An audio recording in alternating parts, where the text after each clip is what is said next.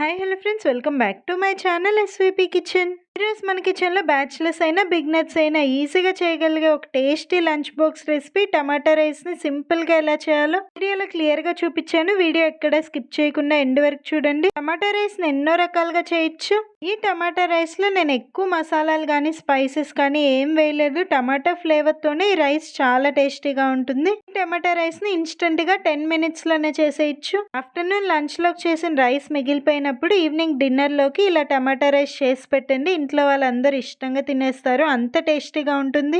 వీలైతే మన ఛానల్ ఇన్స్టాగ్రామ్లో కూడా ఫాలో అవ్వాలి. లింక్ డిస్క్రిప్షన్లో ఇస్తున్నాను. టమాటా రైస్ చేసే ప్యాన్లోకి 1.5 టేబుల్ స్పూన్ ఆయిల్ని హీట్ చేసుకొని 1/2 టీ స్పూన్ సోంపు వేస్తున్నాను. 1/4 టీ స్పూన్ మినప్పప్పు, 1/2 టీ స్పూన్ ఆవాలు, పెద్ద ఆనియన్ని ఇలా చిన్న ముక్కలుగా కట్ చేసి వేస్తున్నాను. 1/2 టీ స్పూన్ సాల్ట్ వేసుకొని ఆనియన్స్ని లో ఫ్లేమ్లోనే 5 నిమిషాల పాటు ఫ్రై చేసుకోండి. ఆనియన్స్ లైట్గా ఫ్రై అయితే సరిపోతుంది. ఒక రెమ్మ కరివేపాకు, 3 మీడియం సైజ్ టమాటాలని ఇలా రఫ్గా చాప్ చేసి వేస్తున్నాను. ఒకసారి బాగా కలిపేసుకొని మూత పెట్టుకొని టమాటాలు సాఫ్ట్గా అయ్యేంత వరకు మగ్గించుకోవాలి. ఇలా మూత పెట్టడం వల్ల టమాటాలు 5 నిమిషాల్లోనే సాఫ్ట్గా మగ్గిపోతాయి. మధ్యలో మూత తీసి గంటితో అయినా మ్యాషర్తో అయినా టమాటాస్ని ఇలా బాగా మ్యాష్ చేసేయాలి. ఇలా టమాటాస్ని మ్యాష్ చేయడం వల్ల రైస్కి టమాటా ఫ్లేవర్ పట్టుకొని రైస్ ఫ్లేవర్ఫుల్గా ఉంటుంది. ఇలా టమాటాస్ని డైరెక్ట్గా కట్ చేసి వేయకుండా టమాటా ప్యూరీ వేసినా సరే టమాటా రైస్ ఫ్లేవర్ బాగుంటుంది. టమాటాలు సాఫ్ట్గా ఉడికిపోయి ఆయిల్ ఈ విధంగా రిలీజ్ అయినప్పుడు రుచికి సరిపడే సాల్ట్, 1/4 టీ స్పూన్ పసుపు, 1 టీ స్పూన్ కారం వేసుకొని ఒకసారి లో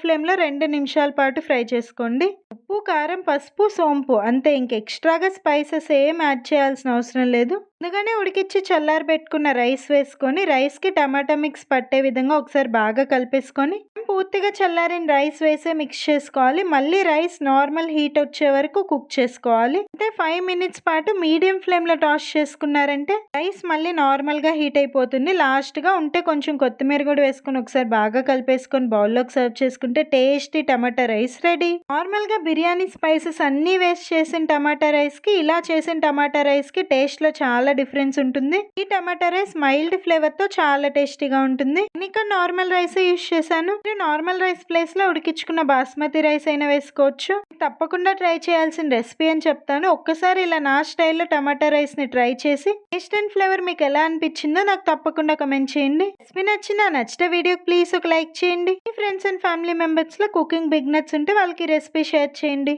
ఎన్నో ఇంట్రెస్టింగ్ రెసిపీస్ మీరు నేర్చుకోవాలంటే మన ఛానల్ తప్పకుండా సబ్స్క్రైబ్ చేసి పక్కనే ఉన్న బెల్ ఐకాన్ని యాక్టివేట్ చేయండి.